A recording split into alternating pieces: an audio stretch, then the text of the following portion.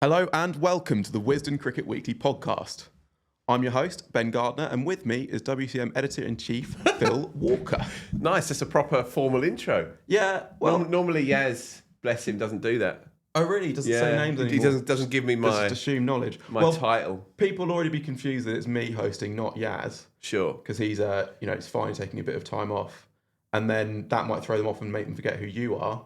And obviously I was off, so they might have forgotten me. Yeah. So I think just good to just set it all out there. Yeah, nice. Yeah. So you were remarking just before we pressed play on this latest Farrago that it's equivalent to the monkeys taking over the zoo. Oh, yes, yeah. I was worried which of our pre-show discussions you were going to bring up there.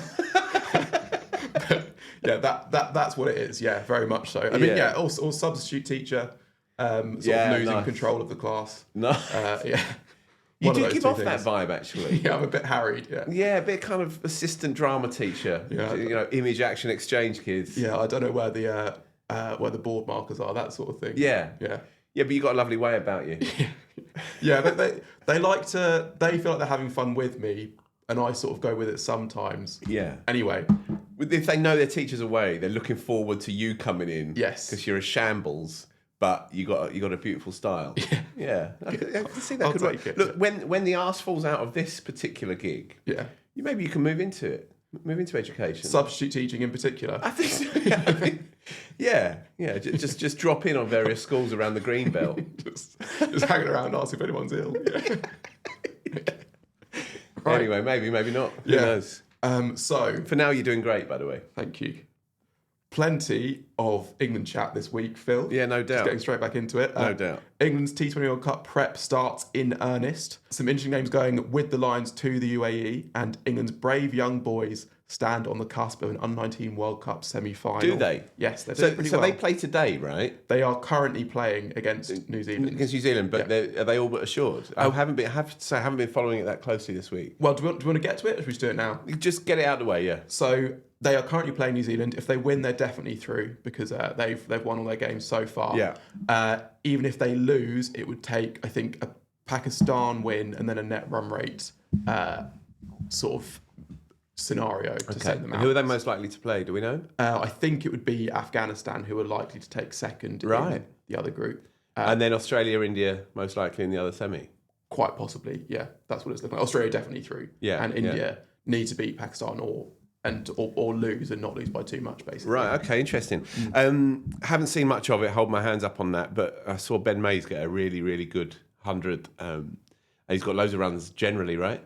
Yeah, and young Hampshire kid. Tom Roos looked good. And I think it's just fun in general because you know these guys a bit more because of the Under-19, because of the Metro Bank One Day Cup. So, you look at that bowling attack and you're excited to watch James Minto and Manny Lumsden and Alex Green because you've seen them before, and also all pretty quick. We saw Manny Lumsden bowling fast for Hampshire, I think, against Surrey at the Oval. We've seen James Minto, obviously, for Durham, left arm quick, who's young even for Under-19 World Cup standards. And Alex Green is a 6'6" Leicestershire seamer. They have something good in the water there. So definitely. It's a fun 27 years, I think, since they won it, and the only time they've ever won the Under-19s World Cup, which is a bit of a shocker, really, when you think about the resources that English cricket has.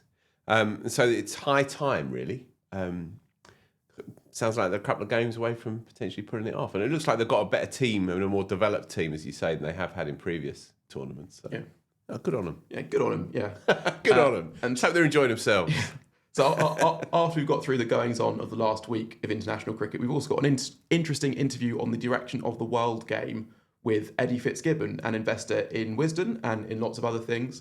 It's the kind of perspective you don't hear too often, given the influence of money on the game. You don't hear what the money men are thinking about what's going to happen next and where their sort of little growth areas are and what they see as the problems in the game and that sort of thing. So that's a really interesting chat.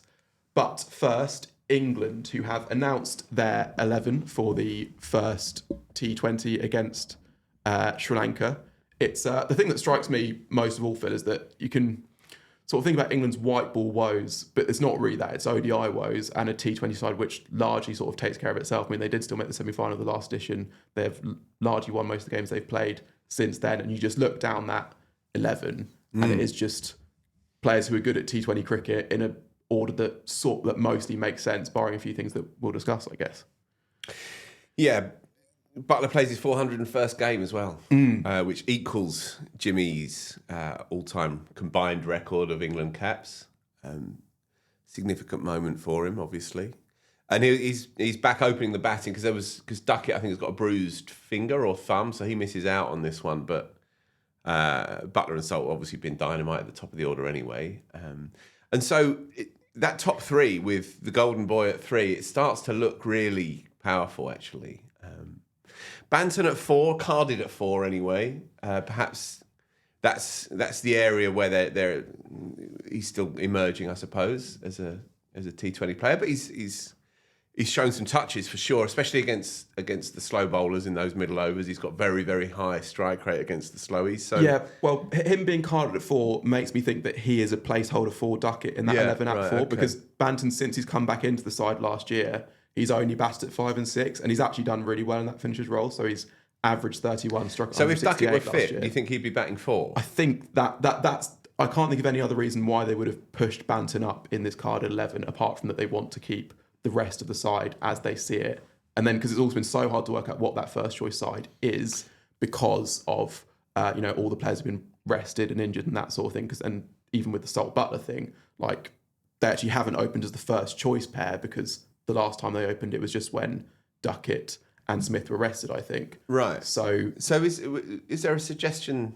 Surely it has to be Salt and Butler. No, given how well they went against, posting more than 300 against South Africa. Yeah. It has to be them now. But like that was them resuming being first, or not even resuming being first choice. That was in place of Duckett and Smith. Yeah. The thinking would be with Duckett, presumably then those crabby middle overs, especially on subcontinent pitches, lowish bounce, a lot of spin, etc. Yeah. That his style would suit that period of the game. I think so. That's the plan. Yeah.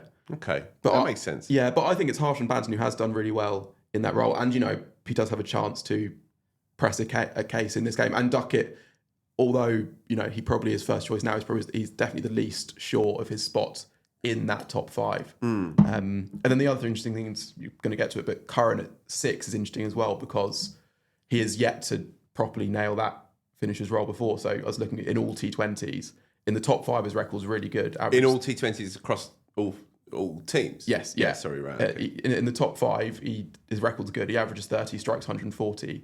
From 6 down, he averages 17 and strikes at 126. So that thing of, you think of him as this very free-flowing, sort of this nice, easy batsman that can hit sixes, but he struggles to do that from the very, very start. But as a stats man, you have to caveat that, right? Because a lot of the time he's going in with a couple of overs to spare. He's got to tee off from the get-go. It's not necessarily always going to be show your coldness, show your slow heartbeat to see off a run chase. It could be tricky. Yeah. You might be going out there and 13 off 6 is a good knock at number 6 or 7. So I hear what you're saying, and there isn't that much of a body of evidence yet to suggest that he is that kind of like proto-Dhoni-like player. And perhaps he never will be. But for my money, considering the options that they have, I quite like him at 6 and Jax at 7. They're storied players. They're immensely experienced across all the big franchises. And I got respect for Sam Curran's sort of game intelligence. He's not yet really been given a clear role in the England side. Certainly in the last 2 or 3 years, McCullum clearly hasn't really trusted him. But now he's back in both setups. And of all their options, I think he's a pretty good one to slot in there at number 6. And with Jax behind him as a more sort of pure hitter. And again, slow bowling dominates so much of that middle third of the innings. And then latterly as well, the really good spinners, the really good wrist spinners in particular. Well, Curran's left-handedness plays into that. And he is a natural 6 hitter. He's a pure 6 hitter in that kind of arc from long on to mid wicket. So I don't mind him in there. I'm interested to see how he goes. You're more sceptical, aren't you?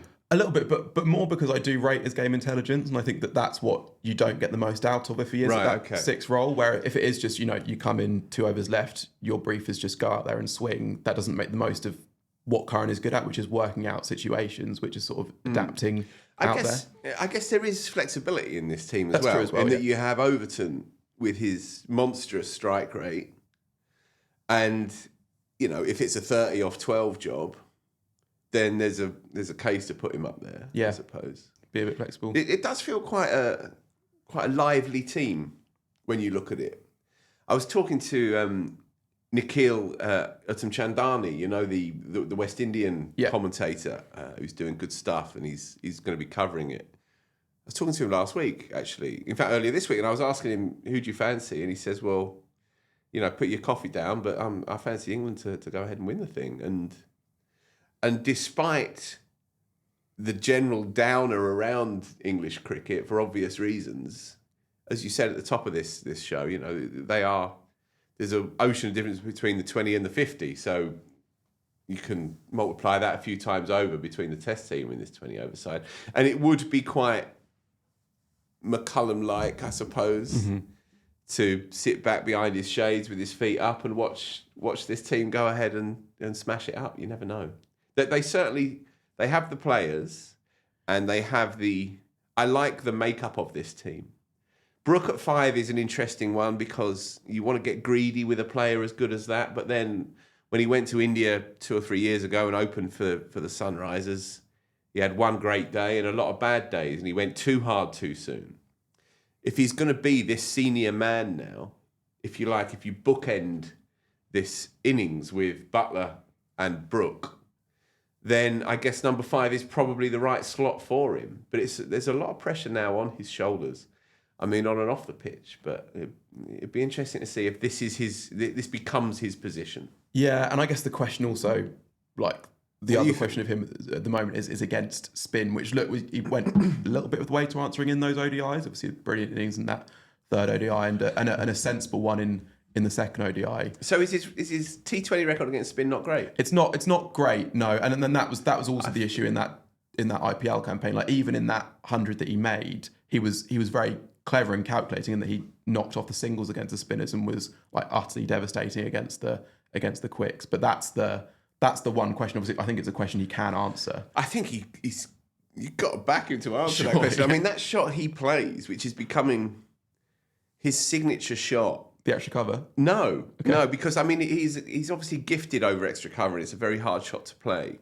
But the freak shot for me is against the slow bowlers when they drop it literally an inch shorter than they would ideally like to be, and he's on the back foot already, and he gets under it and sticks it over mid-wicket, and he can basically do it.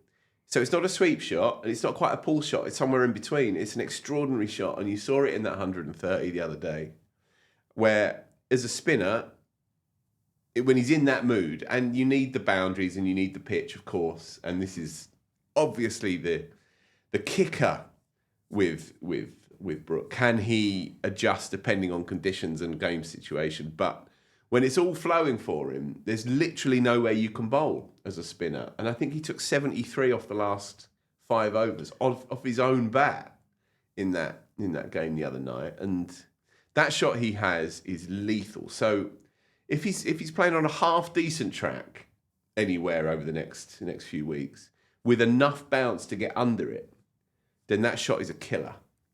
Yeah, I mean that Brook innings. I mean, there was, so if you want more on the ODIs, go and listen to my chat with Butch, which came out on Wednesday. But just on Brook in. You mean if we don't do it well enough? Well, no, I think we'll be passable. Yeah, we'll do all right. But I think go to Butch for the real stuff, for the ins and outs. And he had a really interesting take on who he thinks should open with Duckett, which I think is an interesting shout. But I'm not going to tell you.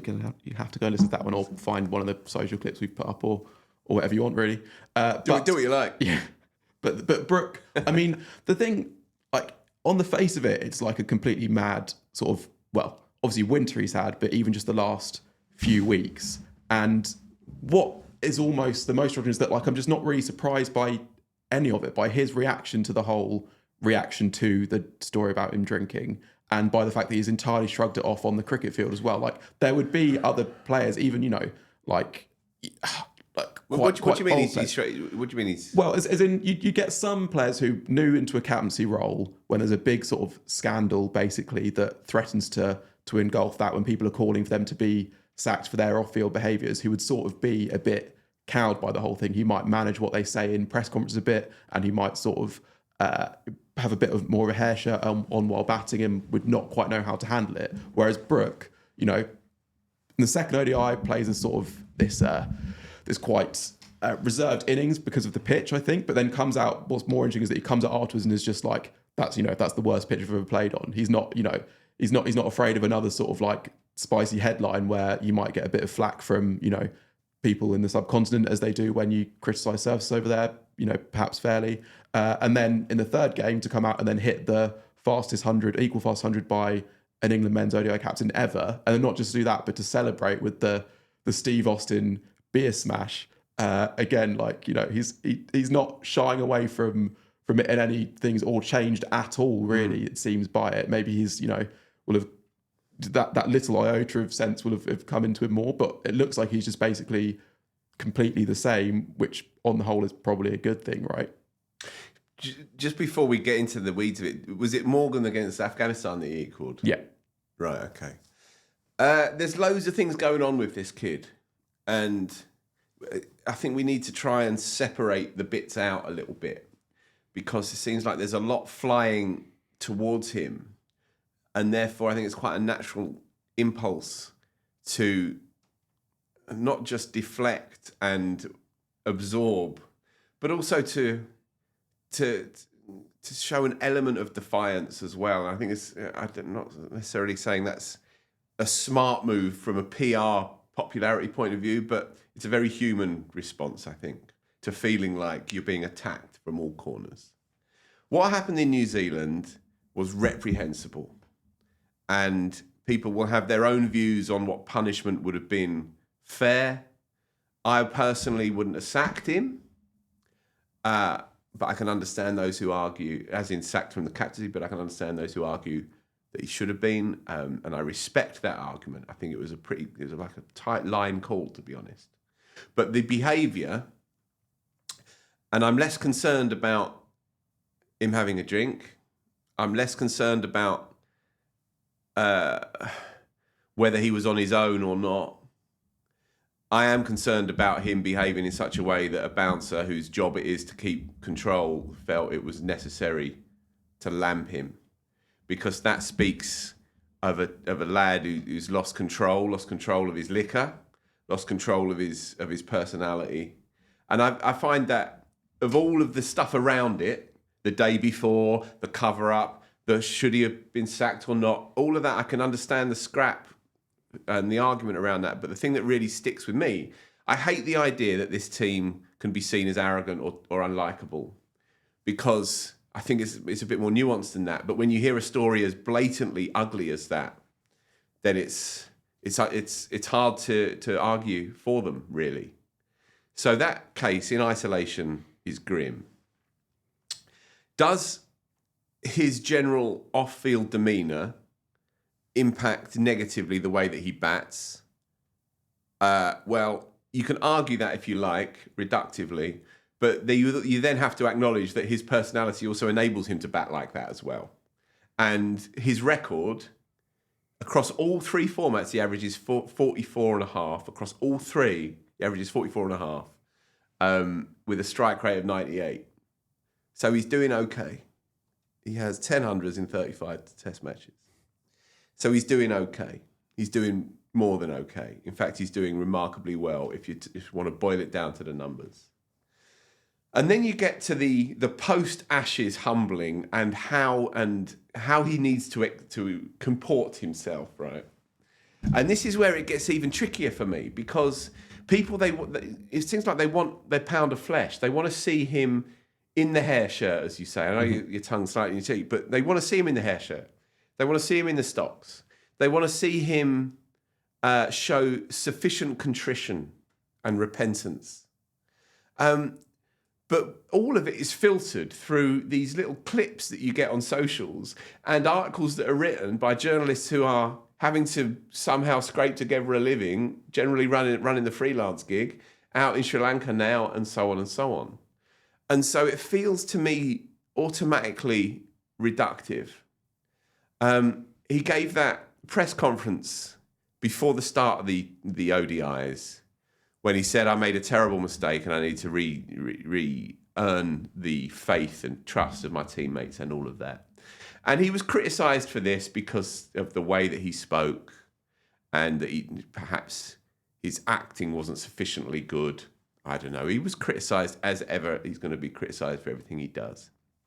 I didn't think there was much in what he said that deserved criticism, personally.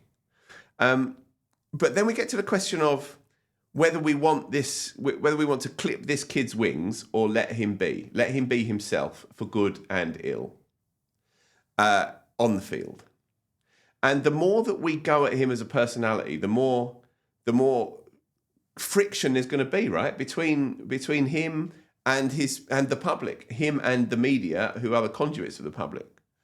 And so when he does this little celebration that wasn't even really caught on the TV and took a second or two, and nobody gave a toss. Nobody knew what was going on until probably somebody said, "Oh, isn't that thing that wrestler does?" And then a few other people go, "Oh, was it that? Was it? Oh, well, in that case, we need to have a thing. We need to have a thing around it. We need to bring it up. We need to ask Joe Root in the post-match press conference." And then Joe, who's been around the block 1,000 times, has to roll his eyes and say, "Look, please don't take it in the wrong way, please. Please don't turn this patently absurd little detail into another thing, another story." And it seems like we have this, in English cricket, we have this remarkable talent and we don't quite know what to do with him and we don't quite know how to talk about him. And we run the risk of driving a wedge, I think, between him and the cricket that he represents. And he needs to do it better, no doubt. And I go back to what I said at the start, and that has to be the most important element of this. You're always representing your team and your country, especially after you've had a couple in a restaurant in New Zealand and you look at your watch and you decide where to go after that. You're always on. You have to always be on, no doubt about that. But what we do with him now and the way that we talk about him, I think we need to tighten that up. And we need to show a little bit more flex, certainly when it comes to the player himself. The player himself is a wonder for English cricket, and we have to be careful that we don't drive him away. Yeah, for sure. And I should say that with what I was saying, I obviously it would not have been the right thing for him to do to put on the hair shirt and try and be scoring at 75, whatever.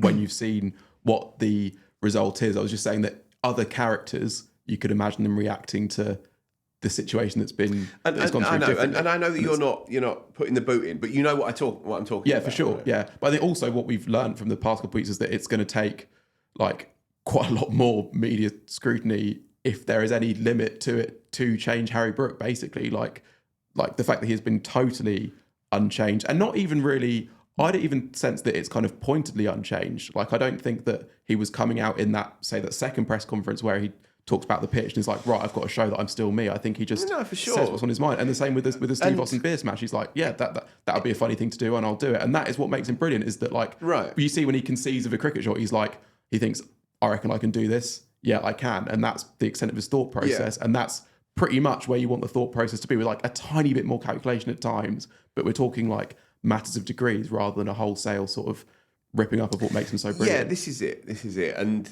there's been this like dual thread with him. Play more sensibly, play less like yourself, and be more diplomatic and be better behaved in the things that you say, the way that you carry yourself. There's the other element, the drink element, which I'm not talking about. But both of these things, if you try and stifle him, then you lose the essence of what he is as a cricketer. And do we want automatons in our game? We already have a kind of slightly monocultural England team anyway, and a monocultural professional setup anyway. And that's problematic, and that's something that we have to try and confront as a culture, as English cricket. Brook comes from a different background. He talks slightly differently, and he plays, my God, differently. We need to celebrate that. We need to lean into that and make sure he doesn't get too pissed. Absolutely. So obviously the other big story from the T20 World Cup, or well, really the big story for the T20 World Cup is obviously Bangladesh dropping out, but also Scotland, the beneficiaries of that, who have had sort of their own kind of chaos to deal with in the last week or so, just because of how late notice it is for them, and obviously so much harder for them, not just because they're a smaller organisation with without the sort of the resources to kind of pull on the kind of natural sort of like, oh well, we're just this is kind of, we have all these things we can kind of draw upon to get things in, but also it's just a busy time for Scottish cricket where they've got the women trying to qualify for a T20 World Cup, an under-19s team in this World Cup that we talked about earlier, and all the people who are there sort of running those teams and running those events are having to also now just, basically working. They said they've basically got round-the-clock coverage between all of them, trying to sort out all these things, a shirt sponsor, visas, picking a squad, travel logistics, all of that. And it looks like they're just about going to be able to get it over the line. But it's a mad story, isn't it, Phil? Yeah. Visa issues as well around one of their key figures, potentially. Yes, yeah. Safian Sharif, who is, remember him from that win over England in 2018. Also lots of other good moments in Scottish cricket. He is of Pakistani heritage, which can be an issue. And so they're travelling, or maybe have travelled to India now, but they're still waiting on some visas, and that's something we'll be following closely. But yeah. So if he's banned from travelling, maybe they could boycott the tournament. Yeah, maybe. And who would they let back in then? It would be you saying you've been looking at the rankings closely. You think it's Uganda who's next in line? I'm studying them night and day. Uganda, I think, in next year. I think that's what I read. And the reason why I read it is because when I did read that a couple of days ago, things may have changed since, but I don't think they have. Pakistan are still dangling the possibility that they might boycott the thing as well. Yeah, possibly. Or there's also the possibility that they just boycott the game against India as sort of which would also, hit the ICC and India in the wallets as well as. But it would also hit the PCB. Well symbolic. Yes, well, exactly. Massively so. Yeah. Ultimately, you feel like Asian cricket is too big to fail, and there's too much money swilling around. But it's never felt less secure that I can think of. It's the game is cracking at the moment. The world game is cracking right down the middle, and it's a horrible thing to watch. It really is. And quite worrying for the future. And obviously, if Pakistan do drop out, all their games due to be played in Sri Lanka. Get Bangladesh back in. Exactly. Yeah. Why not? Yeah. Nice. Yeah. Sorry, lads. Yeah. Just crack on. Just ignore what happened last couple of weeks. Thanks for your show of solidarity, and we'll take it from here. Yeah. So one name who is not in that Scotland squad is Scott Curry, who has played a few ODIs for them. And he is in an England Lions squad right now, and that's related to why he's not in that Scotland squad. So it's a strange sort of story where, so he, as I say, he played a few ODIs for them a few years ago, and in 2024. Then when Scotland didn't qualify for this T20 World Cup, the one which they're now in, he sort of made more serious moves towards playing for England. He plays for Hampshire in county cricket, and he's yet to actually play a full international for England. But he did get the call up to the Ireland squad last year when Saqib Mahmood was injured. So he comes into that squad, doesn't play, but does play as a sub fielder, which is what means that he can't play for Scotland in the T20 World Cup. So he didn't even get on the park. Yeah, and that was the trigger for him going to try and play for England, even though had he just stuck it out, he would now be able to play in this T20 World Cup. And it seemed also at the time that he thought he might be able to sort of switch between the two until he made his full England debut. That's what he said in some interviews at the time, was that he was still in touch with the people at Cricket Scotland, that it would be great for an England debut to come, but he'll just see where that goes and hopefully be able to play for Scotland as well between those two times. And that door is now closed, at least for the next 3 years. We'll see if he it might well be that he makes England debut because he's in this Lions squad that they've just announced this week. So that's a pretty decent consolation prize, right? That he is clearly on England's radar. Mm-hmm. Other details from that Lions squad? Well, the names themselves are kind of the names that you have come to expect from England's second string squads. Your Jordan Coxes, your Roos, that sort of thing. Almost more interesting is in the coaching department. So obviously Flintoff still heads up the whole thing, but he's going to have as a couple of assistants, Moeen Ali, who has also just reversed his domestic retirement, and Ben Stokes, who's going to be rehabbing out there, but it also says we'll be doing some coaching at the same time. Obviously, those are interesting appointments, but also just great opportunity if you are, a young developing cricketer to be to have those three sort of pick apart your games, I guess. Yeah, you want to be in form. You don't want to be stinking the place out down the bottom of the net when you've got those three looking down at you from 22 yards. Flintoff's move through the English game is intriguing and heartening to see for him. Moeen's return to domestic cricket is interesting, and especially interesting that he's gone back to Yorkshire. For obvious reasons, this is symbolically very significant. It's an endorsement of post-Rafiq Yorkshire, if you like. And he'll be joining up with Adil Rashid as well, which there's a neatness to that, I suppose. But symbolically, huge deal, really, and quite a coup for the club from a PR perspective and from a cricketing perspective. The idea of Ben Stokes, the coach, is interesting. I mean, of all England's cricketers moving into their retirement years, and he's not there yet, or probably even close, to be honest, but when he does, it will be a case that Sky Sports will put a contract in front of him and say, just name your price.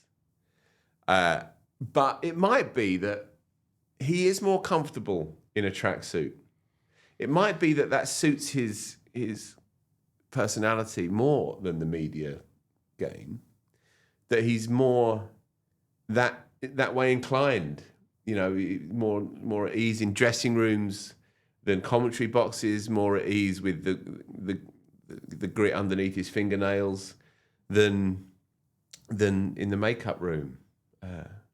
We shall see on that. But it's an interesting little development. It might be pure PR. He's out there rehabbing, and they've said, "Oh, well, he'll be keeping an eye on the players coming through," and it fits in that he'll already be looking forward to what's to come. Just on that, by the way, just as a side point, I bumped into Marcus North, Director of Cricket at Durham, a couple of days ago, and we had a chat. And he spent an afternoon with Stokes last week, I think it was, and he spoke really positively about how Stokes is feeling. He's quite reflective on what he's learned over the last couple of months, but his commitment to what's to come is absolutely there. And his fitness is coming along as well. So he'll be playing a few games for Durham in Red Bull from April onwards.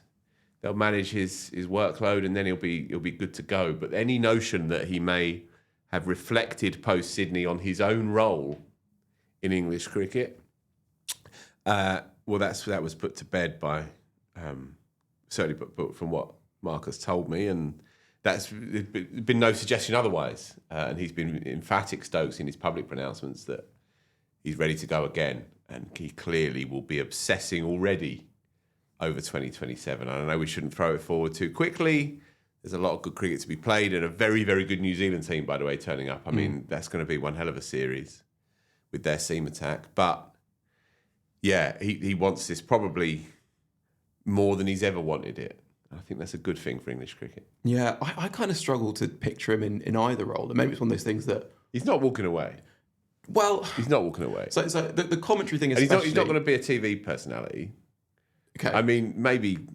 that would be kind of cool, but I can't see it happening. I can't see him miss a Saturday night somehow. Yeah, well, so the commentary thing I find especially tough to picture, especially given, how much he dislikes criticism of cricketers in general. You think back to before the 2023 Ashes when he wrote that piece saying, can we, consign to the dustbin the phrase, that's a bad shot. I mean, it's going to be tricky to be a commentator when, that's your attitude to criticism, which I think, I get why he's saying that. So I think that we should get, and then from the coaching point of view, I mean, he strikes me as like, even as a captain, he's been the kind of commander who won't, how do you put this? Who won't tell his players to do anything he wouldn't do himself, basically. So can he be that one stage remove? Who did you compare him to earlier, Ben? Well, am I doing both of them or just one of them? Paddy Main from SAS Rogue Heroes. Which is fine, because that's very, very above board. Yeah, and I just finished reading the book Say Nothing about the Troubles, and that was that's a phrase that's also they'd say about Brendan Hughes, was that he wouldn't have his men send him on any mission that he wouldn't also do himself, basically. Brendan Hughes being the head of the IRA's paramilitary wing. Yes. Yeah. Okay. But it's it's more about the philosophy to leadership that I found was interesting rather than any other comparison points. Yeah. And so Jerry Adams is who in this pained analogy that tricky. Probably needs to be cut? You know what? It wouldn't Brendan McCullum, would he? Be Rob Key? Yes, right. So Key is Jerry Adams. Yes. Lovely stuff. Okay, moving on. And we're not doing who the Price sisters are. No, I don't think so. Although Bethel's definitely with that new hairdo, he'd slip right in there. Well, yeah, but also I could see him stepping well together, because also when you think about what are Stokes' extracurriculars at the moment, like I can't think of if he's ever done a commentary gig even when he's been injured.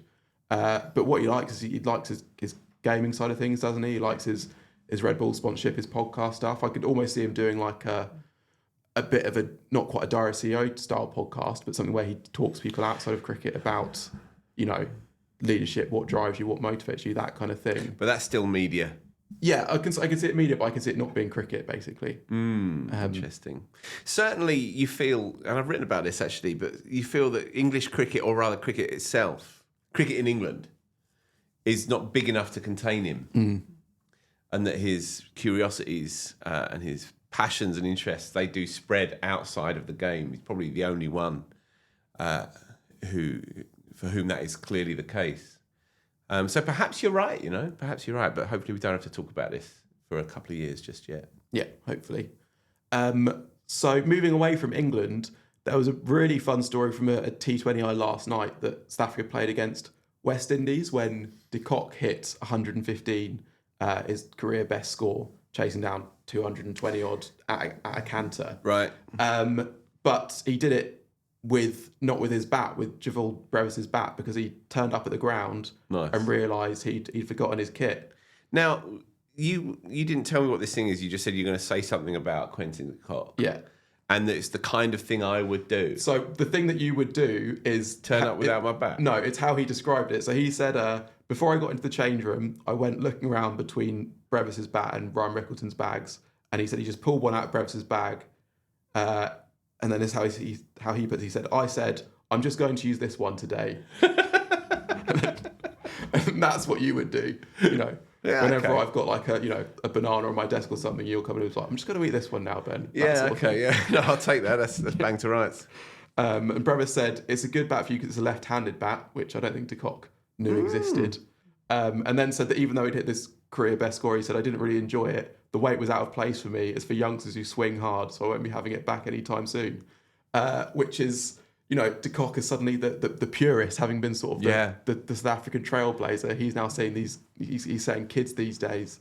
So that he's a monster cricketer, isn't he, Quentin de Kock, who hardly ever really gets talked about. Like that sort of slight diffidence that he's got towards the game. He'd always rather be fishing and whatnot.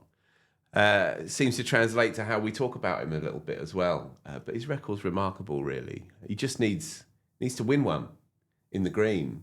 Just to crown it all. But what a player. What a player. Yeah, and you forget, because obviously he's reversed his ODI retirement now and has been very good since coming back from that. You forget how brilliant he was in that 2023 World Cup where he made just 100 after 100. And I think I wrote about it for the magazine that I fancy him to have a really, really big tournament this time round. It feels like the sweet spot of a player who both has a point to prove because of reversing that retirement, but is also right in his prime, has kind of seen they've done it all, but is not too old that he's over the hill. I can really see him having, a brilliant tournament, and that 100 last night, confirms how good his form is. Yeah. And that South Africa team is, I think, sounds like Javel Brevis's bats are just the key, because he was coming off 100 himself, wasn't he, in the SA20 final, which wasn't even enough to get them over the line. Yeah, and Stubbs made a match-winning, or tournament-winning unbeaten 60-odd, and then that got him into the final 15 for the SA squad as well. When you look at that team, de Kock, Markram, Stubbs, Brevis, some serious middle-order hitters as well, and a fine seam attack, perhaps they might be lacking a spinner or two in those conditions, but that is a really good cricket team, a really good T20 cricket team. I might stick a couple of quid on them now I think about it. Yeah, nice. Well, moving on, we now have Yaz's chat with Eddie Fitzgibbon. Phil talking about the cracks in the world game, and this chat talks about some of the problems that cricket is facing, but also has some solutions. It's a really interesting discussion. As I say, it's not something you ever hear too much. Is what do these people actually think is going to happen? Where are their eyes compared to where the eyes of the cricketing fans are? So I'd say it's well worth a listen, even though it's not possibly the type of interview we'd usually include. I think that makes it all the more worthwhile.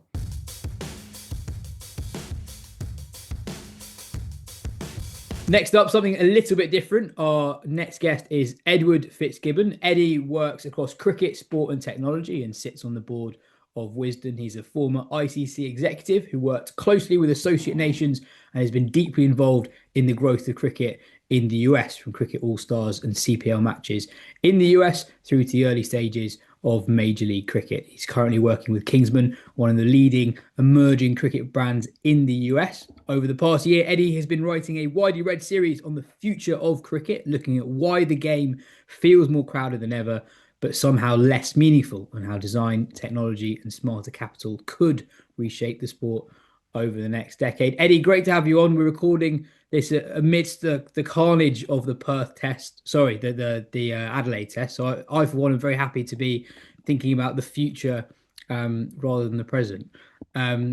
You've written about cricket feeling crowded yet less meaningful, and how it doesn't actually serve existing fans that well. Do you want to elaborate on that first? Yeah, look, it's something I've been thinking about a lot, just with the sheer amount of cricket that's played currently. And look, there are some amazing tentpole series that cricket gets around, like the Ashes being one, notwithstanding the current status of the third test. But ultimately, for me, where I get to is cricket isn't broken. There are just kind of too many formats, and there's just a total lack of meaning with many of those formats. So, at the end of the day, we need to think about why cricket matters, and why, and to bring in new fans, and also to cater for the existing fans. So I talk about kind of what I framed as kind of a sequencing error in my articles, and that's around, cricket added more matches, more leagues, more formats, and on it goes. But it didn't really answer, who's this for? What story am I following as a fan? I mean, for me, one of the most frustrating things is I like specific players, right? And one month they're playing with each other, those two players, and then the next meeting they're not playing, or they're on totally opposite teams, I should say. And that, to me, just totally, defeats the purpose. I'm a Premier League fan or an NFL fan, and having those kind of rivalries of players and those stories and narratives is the key part to that. Cricket does do that well on the international side of things, obviously, with World Cups, Ashes, India, Australia, for example. But in the franchise format, it just really doesn't grasp it for me. And I think I've heard that from a lot of other people, particularly people that I'm trying to bring into the game.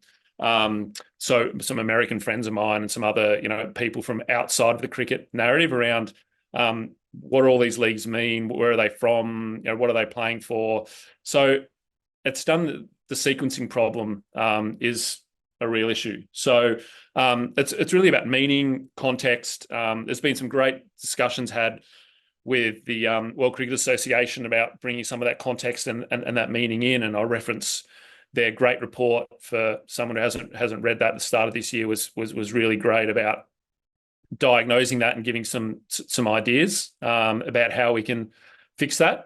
Can we do it? I'm very hopeful, but we do kind of need to take a step back and think about, what are we actually trying to solve for here, and how are we going to bring in new fans and also keep existing fans?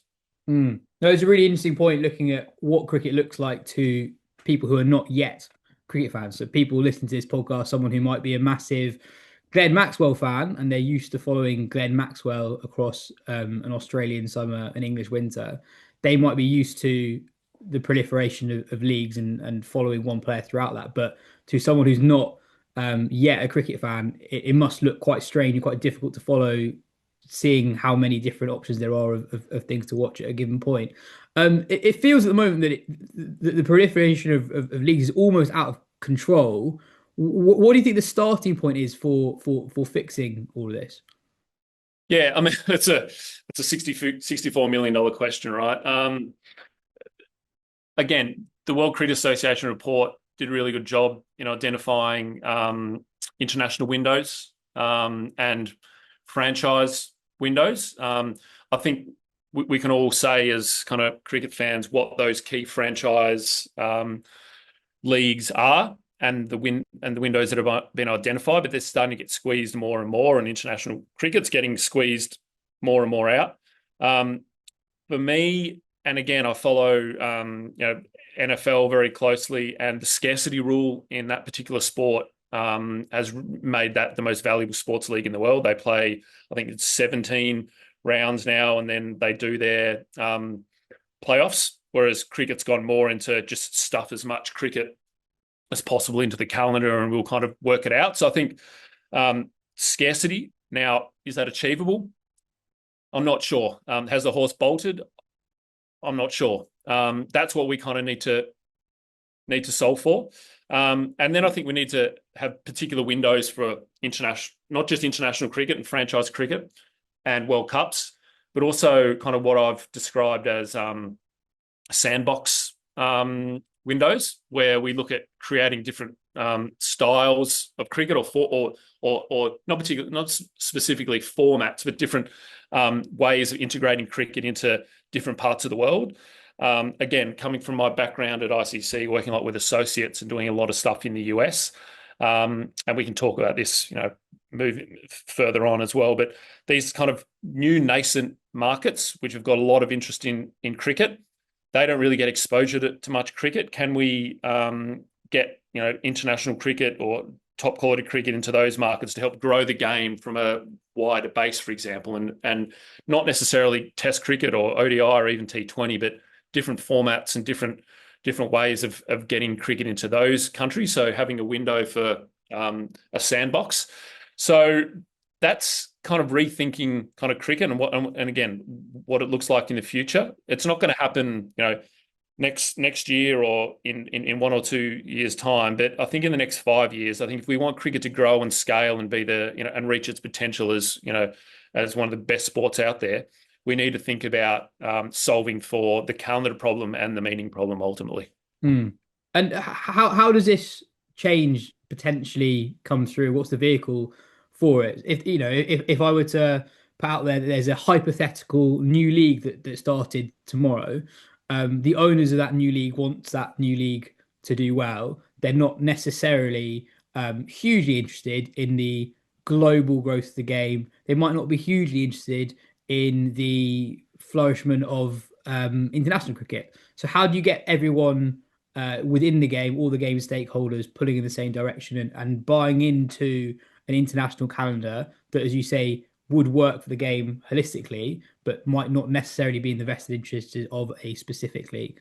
Yeah, I mean, again, it's a difficult one to solve, particularly for the big members who have their cricket calendars all marked down. And I don't think we need to necessarily change those or move those. For me, it's about thinking about what are these new fans who we discussed right at the start.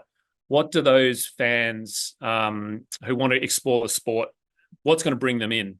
So I bring up in my article series two fans. One's a player, Raj, who's kind of a player who's coming into the system, who starts getting burnt out by playing all of these leagues, because this is an issue with not just fans but also players.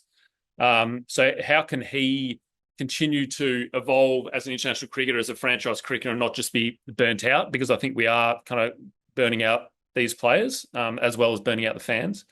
But then it's about the fans that get interested in cricket. And again, I come back to this hypothetical fan called Alicia in Toronto, who goes to T20 match or a Super 60s match that just happened this year, but she's a baseball fan, and she starts to go, oh, I like this cricket. There's more action than baseball. This is a lot more fun, and she starts to follow it on TikTok or Instagram and get some specific highlights that happen, and then it kind of stops there. There's no kind of ecosystem of kind of data and rights that can help a new fan who's interested in cricket to explore anything else outside of just the highlights that get pushed out by the major players.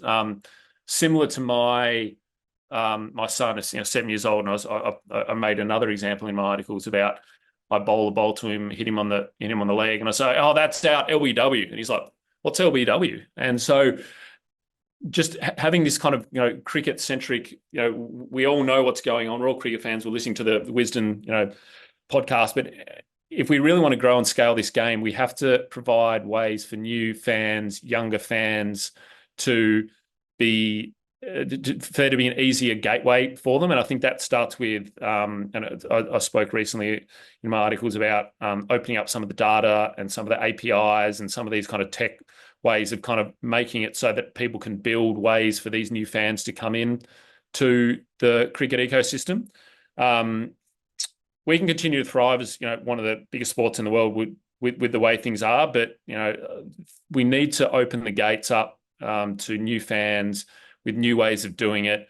I don't necessarily think we need to do new formats. We've got 3 as they are, but I think we need to rethink how it's introduced to these new markets and these new fans so that cricket can reach its potential globally.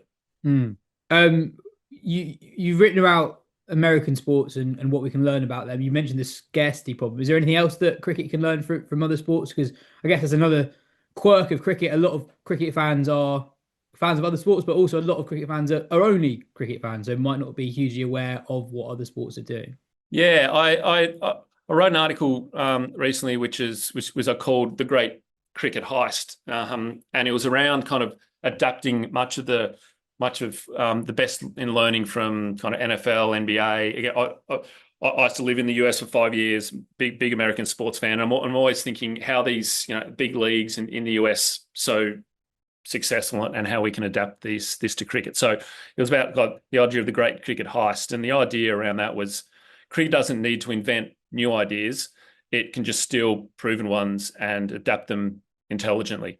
So it's like the NFL again. Scarcity is key. NBA was when I was researching was really interesting, and that was it's kind of given up much of its rights to be open, so people can go and find NBA highlights and rights on digital platforms very easily, and it's a sport made for that. And I would argue cricket is too. I mean, compared to baseball, the amount of kind of wickets, runs, sixes, highlights is a lot in cricket, but we tend to gatekeep much of those, which again, it comes back to the media rights and the commercial realities of cricket right now. But I think gatekeeping that can hamstring the sport. If we opened up that a lot more like the NBA has done, I think we would find a lot more fans all around the world, because it is such an amazing sport to follow and watch and get those highlights from. We do need to know, and I think we'd all appreciate that as again the Wisden family, is that we're not going to copy the Americans blindly. They do some things right and some things wrong, and that cricket definitely has a different kind of cultural sensitivity to it. But at the end of the day, humans respond to stories, they respond to heroes, they respond to progression and personal relevance. And I just don't think cricket is quite learning what the best in class of the US sports ecosystem has done. Another example would be, what the NFL's done with their Nickelodeon series and their upcoming Monsters Inc. series, is playing a game with kind of monsters and Nickelodeon characters for their live feed. Same with the Manning brothers. We're doing different types of feeds, different type of commentary. Cricket doesn't really do that. We've got, again, I'm watching the Test series now and the Big Bash, and it's very kind of for cricketers, right? And for cricket fans, there's a lot of technical jargon, there's a lot of in jokes and things like that. What if we could take a leaf out of the Americans book there and kind of have storytellers, the Wiggles or Bluey or Peppa Pig or something like that, explaining it to 5, 6, 7-year-olds in a really basic way. I think that would just open the floodgates up so much more. So it's not about specifically gadgets or gimmicks. It's just about making it more inclusive and available to the wider world, really. Yeah, the highlights point is something that's been a bugbear of mine for a really long time. So if you to use the Alex Carey 100 for Adelaide as an example, a lot of teams and rights holders have really good, outstanding content creators within their teams, but they're the only people who have access to the highlights and able to do interesting and fun things with those highlights on social media. So, for example, from the point of a cricket nuffy, I'd love to see like a ball by ball edit of the Carey 100 and put that on TikTok, but that hasn't happened because these teams are tiny. They're not able to do everything that they would like to. I'm sure those teams would like to do things like that, but if you open up the highlights to everyone, to a pool of creators, there'd be so much more on people's feeds, and not just cricket fans' feeds, non-cricket fans' feeds too. And especially as well, showing that the fun side of the game as well, like there's a limit ultimately to what exactly an in-house media team can do around their own team. So yeah, I think it's an enormous missed opportunity. And yeah, the ICC, I think there's still a lot of cricket that's quite hard to find on YouTube that have happened in World Cups. Like if you were to tell a new cricket fan, oh, this really good thing happened at the 2007 World Cup, it's quite hard to find, which is such a basic issue, I think, for growing the game and trying to explain it to new people. You've also written about new frontier markets, Nepal, the States, for example. For people who are not that aware of cricket in those two countries, what is the potential for cricket in Nepal and the US? Oh, those two markets are real passions of mine. And a quick story about I was kind of my background in getting into associate cricket. Like I was following cricket, obviously at the top level, and I always, how did Ireland qualify for the World Cup? That's a bit weird. And then I got my job at the ICC was to run those pathway programs, right, for the associates. And so I did from World Cricket League Division 8. I ran events in Samoa, Uganda, Botswana, Hong Kong, Italy, and for 5 years. And the general point about associate cricket, which I follow religiously, is there's so much passion and talent in these associates, and they have succeeded in many ways, not because of the system, but in spite of it. And it's because of the passion and the talent that kind of comes through. So the US and Nepal, for me, are the two most interesting ones. US, most people who follow cricket even a little bit kind of know the story. Huge South Asian diaspora, a lot of talent, but limited and challenged with with governance issues over the last 15 years or so, including one that's going on now, and infrastructure. But the simple reality is it's the world's second biggest sport by any metric, and it's the world's biggest sports market by any metric. So the delta between reality and opportunity for the United States and cricket, I think, is the biggest in world sport. That doesn't mean it's going to be easy because of all those challenges that I listed plus more. But the level of talent there, they beat Pakistan in last year's World Cup. Major League Cricket is a huge boon. And Johnny Grave and his crew is doing a great job over there in kind of bringing that sport to the market.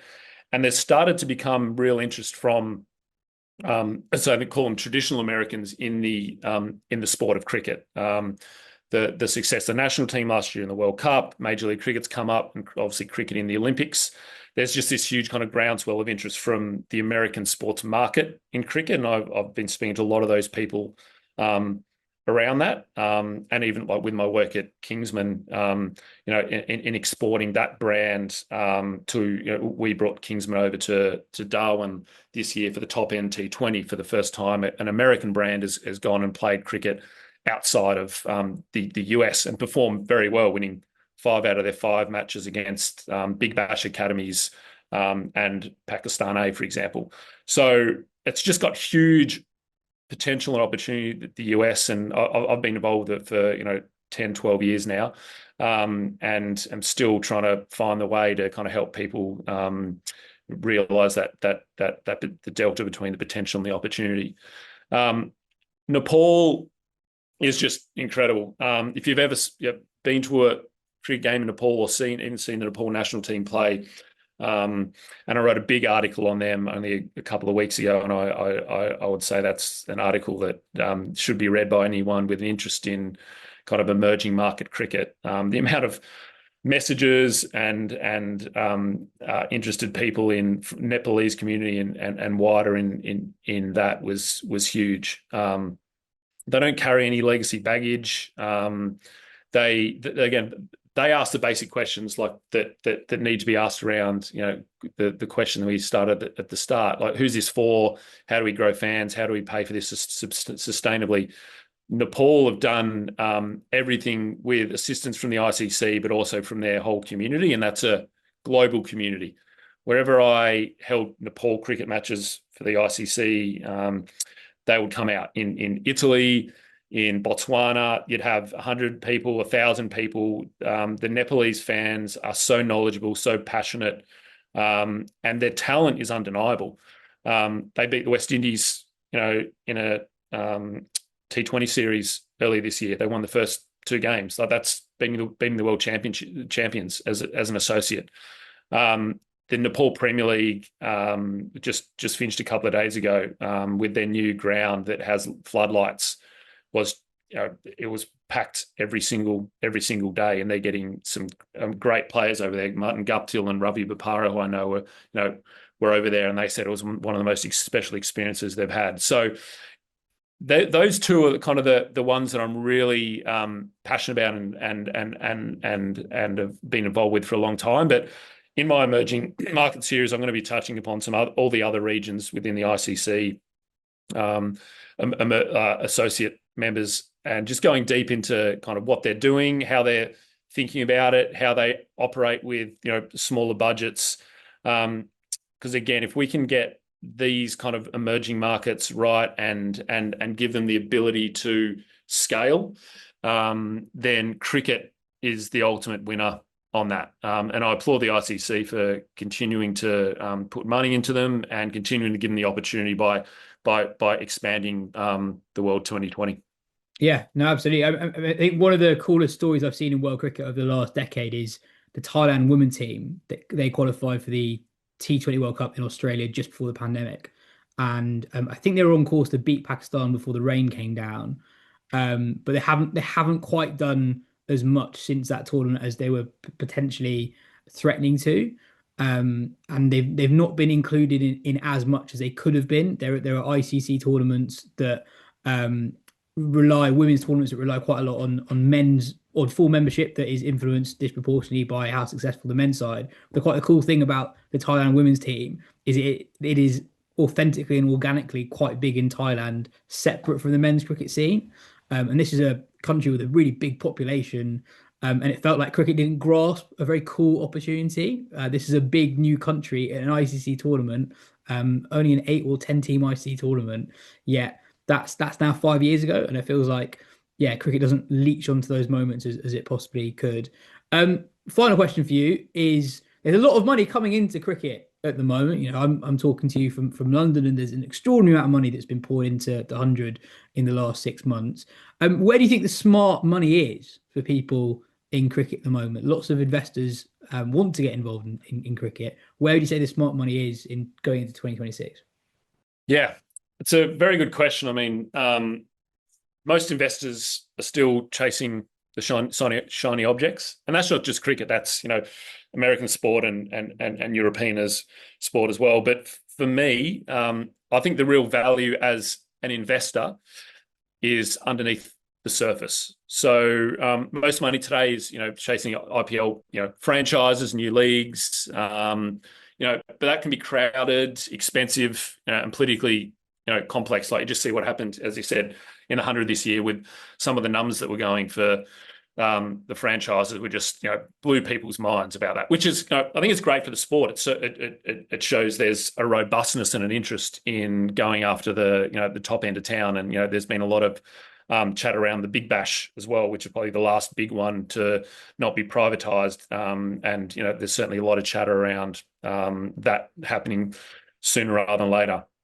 But in those examples, you're betting on governance stability, continued rights inflation, and we should mention there that there was a bit of a murmur last week around ICC rights going down from GeoStar. It was swiftly rebutted by the ICC and GeoStar, but I follow media rights across all sports, and continue inflation of those media rights and justifying valuations that can't go on forever. Oh, the example I give that our listeners would be probably quite well aware of is Premier League football rights. So if you take into account inflation and the value per game, rights are lower now than they were 9 years ago. Premier League football fans will know that in the UK this year, the number of games that are televised is so much more than it was 10 years ago. The overall value of the rights has gone up a little bit, but when you factor in inflation, it has actually gone down a fair bit in the last 10 years. Exactly. So, and media rights do drive the vast majority of franchise valuations as well. So if we're talking smart money, then for me, it is in emerging market opportunities like the ones that we've discussed. It's in building infrastructure. And when I talk about infrastructure, I don't just mean, building a cricket venue that is a, white elephant somewhere in emerging markets or mature markets for that example, but it's around infrastructure like what, again, I follow American sports very closely, and they're building kind of infrastructure ecosystems. So a venue which is also a 365-day revenue opportunity with bars, restaurants, training centers, other ways of making revenue outside of just cricket. I think that's going to be really interesting forward-looking kind of future opportunity for smart investors in cricket. Youth pathways and scouting, particularly using kind of new kind of tech and AI to kind of unearth those youth systems, new training systems. So, there's a couple of new training systems that have come up. Like there's one that I'm involved with called Century Cricket in the US, which has got an AI forward kind of cricket center that's rolling out. Scheduling and operating software, again coming back to the meaning problem and the calendar issues. I think that kind of stuff to solve what you asked the question of how do we solve it. I certainly can't do it, but using kind of AI scheduling and operating software to kind of find the gaps to make sure that cricket does breathe scarcity but still has value. So these are the kind of things that I'm looking at. They're not as sexy as owning an IPL team, 100 team, but I think if they're done right, then there's real opportunity for not just investors to make money, but also to fund the future growth of the game, so that we don't have to just rely on certain areas of revenue to kind of make sure that the game is going to grow and function, which is kind of the system that we have right now. So that's kind of what I'm interested in. Again, American sports investors are starting to look at cricket and think about where can we get in. Many of them will go to the kind of sexy stuff, but I think there's a lot that are starting to look into the kind of the more of the kind of picks and shovels. So much interesting stuff there that we really need to follow over the next few months and years. Eddie, thank you so much for your time. Let's definitely do this again in a few months' time. Cheers, yes. Love it, mate. Thank you very much.